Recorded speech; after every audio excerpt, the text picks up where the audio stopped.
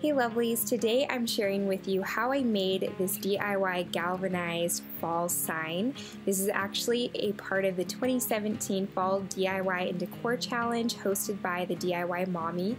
I'll have her channel linked below as well as a playlist with all the other videos that are a part of this challenge. So be sure to go check out her channel and the other channels and let them know that I sent you. So first I am making my stencil for my sign using my Silhouette Cameo software and my Silhouette Cameo. You can use a Cricut or you can also just go and buy a stencil at the craft store if you do not have a Silhouette Cameo or Cricut. But I decided to write Fall Fresh Pumpkins 5 cents on mine, and I also have a pumpkin design. I'll have the font that I use below as well as the pumpkin that I got off of Pinterest linked below as well, so you guys can check that out if you want. But I just used my Silhouette Cameo to cut that out. Then I'm taking this galvanized metal sign that I got from Walmart. It was only $5 and I found it in the craft section. I thought it was really cute and perfect for this DIY. I'm just making sure to clean that off so I have a nice clear and clean surface to adhere my stencils to. I actually printed out my stencils just onto transfer paper. I thought that would be the easiest way to go, and I got this inexpensively. So I'm cutting out each of my words individually, that way they'll be easier to put on my sign, and I'm using my little hook to take off all the letters since we are making this into a stencil.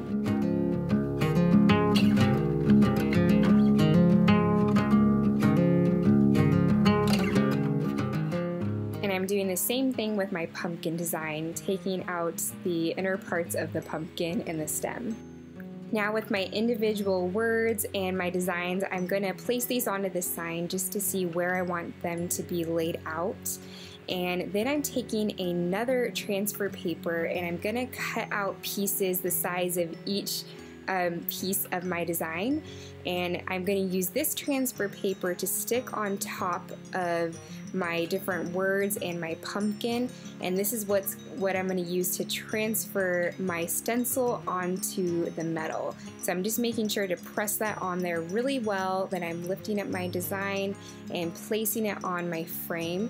Since this metal has the kind of curves in it, I just wanted to make sure to start in the middle and to press into one of the little curves, and then you just go along each of the little waves to make sure that it is completely adhered and that it is smooth.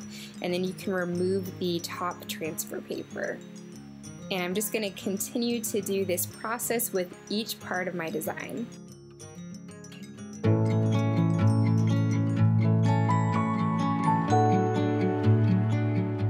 Once you have all your stencils adhered to your sign, now we are ready for the paint.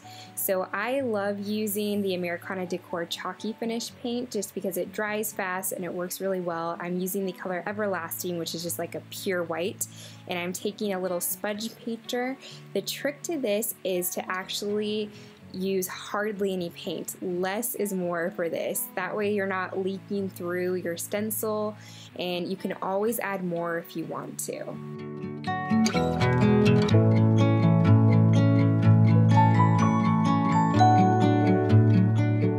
When I'm done painting and the chalk paint has dried, which only takes a few minutes, then I'm gently going to remove my stencil. And for any middle parts, like the parts of the A or the R's, I'm just using my hook to lift those up.